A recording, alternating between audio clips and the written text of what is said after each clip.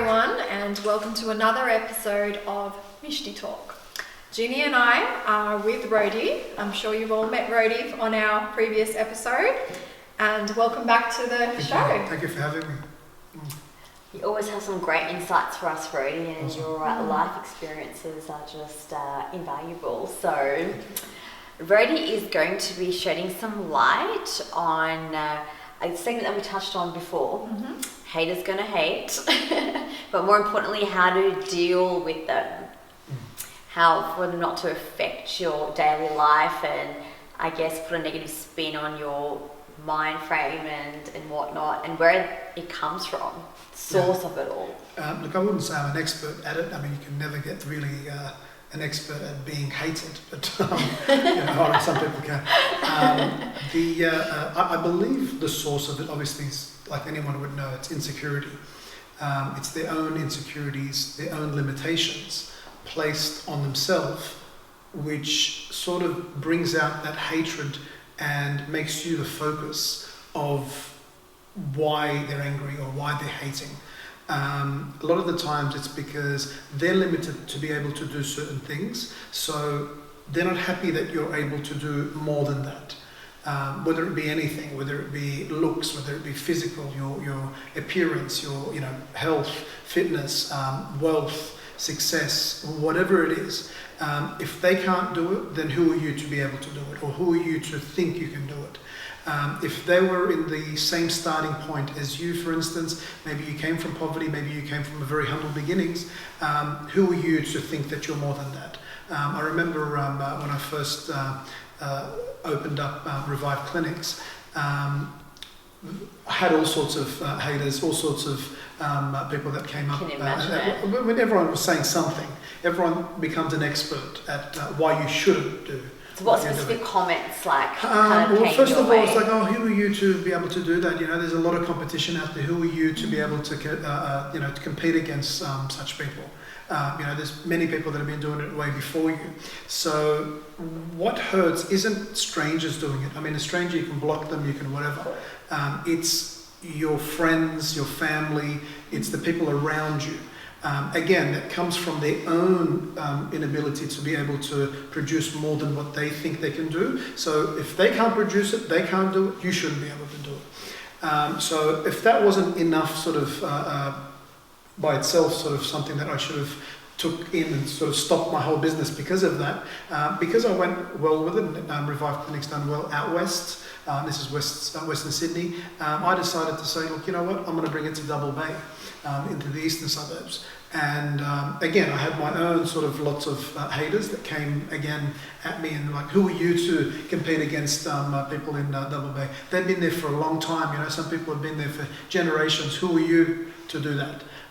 And you get it subtly. Some people say it to you directly. They can't even hide it. They just say it. Some people say to others. Some people take snippets of your own video of your Facebook or your Instagram and send it to others, and they sort of make a mockery. But for me, it's not deal with them direct, like, I'm dealing with them. I just continue to take on board what their restrictions, and I want to show them that it can be done.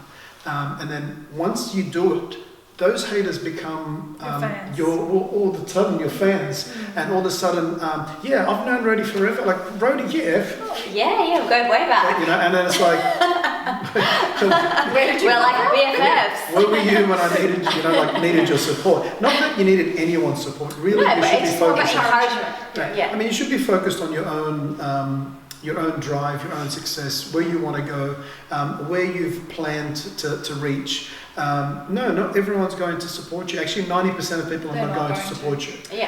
So for me to deal with things like that is don't complain. Don't complain to other people about, first of all, your haters, or why you're struggling to get to where you're meant to get to, or where you've planned to get to, because they're not going to help you. Only a few in your circle which are going through what you're going through, or they've gone through with what you're going through, or going through, can assist you. And these are few. You're not going to find a lot of people like that. The majority are going to say, yeah, well, I told you so. Like you shouldn't have. They're just waiting for you to like fall. They're waiting. Yeah. So when we first got to Double Bay, this was our other clinic branch. A lot of people were sort of waiting for me just to fall. And I can see it. I know because the people were telling me, people that are loyal to me saying, look, this is what such and such said about you, or this is what they said. They're like, who are you to open up in Double Bay? To be honest, and without sounding like I'm sounding my trumpet, within 3 months I dominated Double Bay. People from all over the other clinics and the other salons came to me, okay, and all of a sudden, because I made so much noise. Okay, because that's what you're going to do. When you're the new kid, when you're the new kid on the block, you need to make noise. Of course. Like that's what it is. People are like, oh, you shouldn't be posting such things. Why? If I don't post such things, how are people going to know that I exist? So you post such things, you put what you have to do, you brand yourself, you show the services that you think, and obviously you've got to bring beautiful girls, beautiful handsome men, or whatever. You've got to bring them to your clinic. It depends what you're trying to achieve. So this is more in advertising and trying to get to where you're trying to get to. It's so this is another segment altogether. This is branding. Yeah. Doing that and making noise, people start getting upset with you. I mean, people are going to be upset with you just doing these segments all by themselves. So you're going to have haters. You're going to have, but once you get to the level where you're already flowing and everything's cool, people are going to turn around and say, yeah, I knew them. I've been friends with them for ages. Okay, they were your haters that actually spoke about you first. So it's funny like that, but that's just it's okay. You got to deal with it in your own particular manner with saying, okay, well, I need to become successful now. A lot of people are watching me. A lot of people are waiting for me to fall. I cannot afford to fall. So they're your motivators. I'd use it all on board as motivation. So that's good advice to turn it around. You cannot, make it definition positive. Turning something negative into a positive. Because there's no other way. If I listen to the haters, they will stumble you. You'll turn around and say, you know what, maybe I can't do this. It hasn't been done. I remember I was watching a motivator and he was speaking about certain times where people can run from to 100 meters. In the 50s, it couldn't be done a certain number, like 10 seconds or something like that. And then basically, once it got cracked, everybody started to be able to run that speed. Even people at school, high schoolers, were able to break that record. Why? Because it got done. Because it got done, people go, oh, well, it can be done. If you're an entrepreneur, if you're a person that is a pioneer in your own sort of industry, or in an industry that is not really familiar for a lot of people, you're going to get a lot of opposition, a lot of haters, and sometimes it could be your spouse, it could be your cousins, could be your loved ones, your dad, your mum, your brother, your sister, your friends. They're the first ones. Why? Because first, they don't want to see you fail. They could come from a good place. Second, they don't want people to say, oh yeah, he failed, and it sort of comes back on them. Of course. So whatever it is, that protective mechanism comes on, and everyone will restrict you. Everyone will try to stop what you're trying to achieve. And I find that motivation, to be honest, I turn it into some sort of fuel, and I say, you know what, I've got to move forward. I have to move forward. It must be like that. Not for the money, not for anything, just to prove these people that it can be done. Once it gets done, believe me, everyone wants to jump on board. Everyone becomes an investor after that. Everyone wants to invest with you. Everyone wants to do something with you. Jump on the bandwagon and share that gravy train. So look, I'm not saying show off. Showing off and showing what you've got as to boost your services or boost your business is two different things. Showing off, just randomly walking around and showing off, then you're an idiot. What are you trying to do? Fake it till you make it. Why are you doing that? And people mix that sometimes with you branding, with you making noise, because you're trying to attract people to your brand. So obviously the first year in Double Bay, we had to make a lot of noise. And that's normal, influencers thing. Now, I don't contact influencers and models, hey, you guys want to collaborate with us. They contact us. If I show you my phone right now, I've got several loaded up that I have not even answered back, because I don't know if I want to, because they don't maybe suit our services or our... Aligned to your what we business. do, but initially, we're begging people, please, can you come to us? Of course. So it's normal. So then you've got the haters that go, oh, who are you to be taking pictures with that model? Who are you for that person to come to? Because they can't, right? Because they can't. And they're going to put that restriction on you. And if it's going to affect you, then you might as well just pack up and just leave and go and cry in your room and let it all, unfold or whatever. So generally, people are not going to like if you're doing something new like this. They're not going to like it.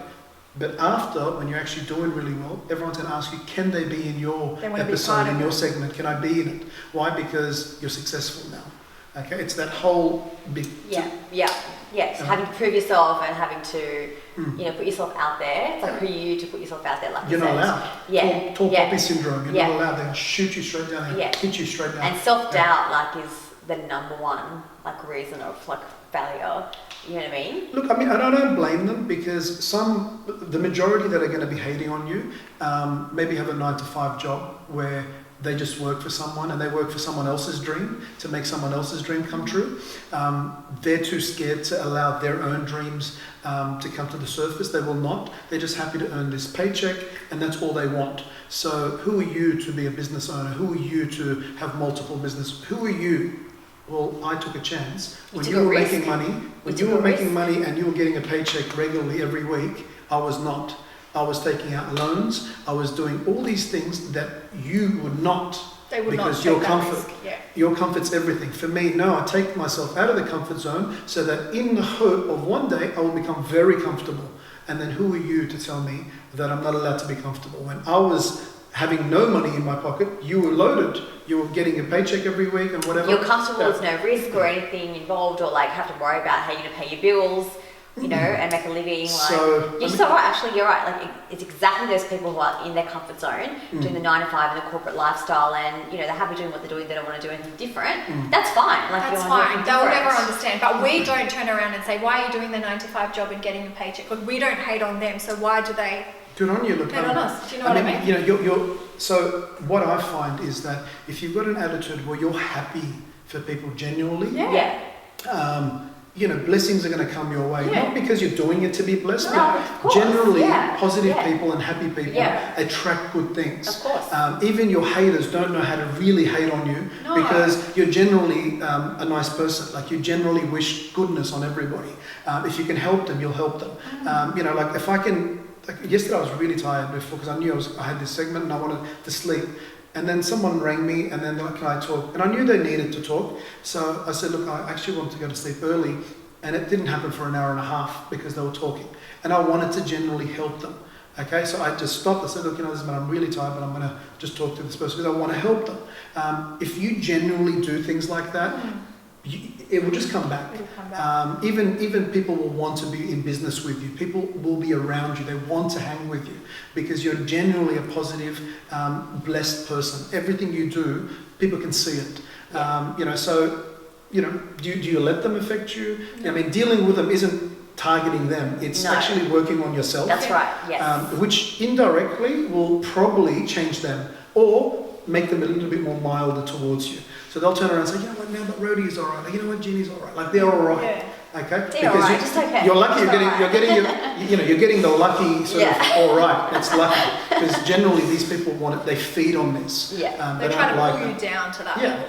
It's easier. It's easier for them to do that than sort of to go and become like you or be things. So for me, deal with haters is use that as fuel to push you towards your goal to get there faster.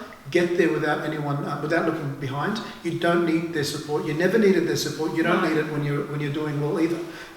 It's nice to have people turn around and say, you know what, I always trusted that you're going to do this. It's nice to hear it, but you know what, I needed you 5 years ago when I needed that kind of boost and motivation. But that's okay. You weren't able to do it because you couldn't see beyond your own limitations. So where you're at now and where you get to is really probably fueled by people's limitations on you initially. If you let them affect you, you're going to stop. If you don't, and you use that to fuel you, then you're probably going to get from levels to levels and heights to heights, which is really what successful people do. Successful people eventually will hang with other successful people. That's correct. They're not afraid to surround themselves with people at that same level that Even push better. them to do Level better. up. Yeah, Level up. exactly. Level up. Yeah, Exactly and right. don't Yeah. talk back to your haters. That's the mistake Never, that a lot never. of people make. They fight back, they talk back. It's just There's no point. It's a waste of time and energy, like really before. Look, it's Yeah. sometimes a hater, this could be just anyone on Instagram or Facebook, any social media.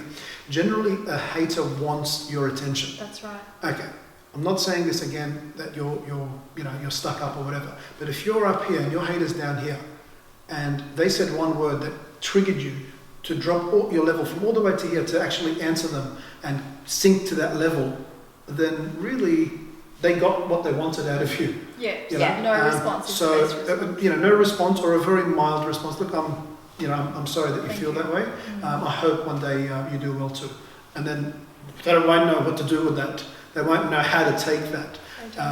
Generally that's what it is. For me, I prefer, and this is off topic, to be the dumbest, the least successful out of the group that I'm in. Same. Yeah. Okay, because I know that for them being really well, I mean, you saw you're doing this segment in my friend's house, which, by the way, doesn't want to be in this video. Never I know wanted to we be. really requested him to be in this video, and because of what you said, He just said to me, is "It's too lie, many and years." he was just. And it's so sad that like he feels that way. Look, it's because he said to me, he goes, "Rody, I've already got enough eyes on me as it is. I just want to stay low. Stage. I just want to stay low. Like Yeah. I don't want anyone So to I know. respect that. You know, Yeah, which is respect that. upsetting. It's a beautiful house. I mean, it's a Yeah, and you know. he should be proud of what he's achieved and shouldn't be, afraid to share that with the world. But realistically, that is what happens. Yeah. Because when you're that small percentage, you're the one up here.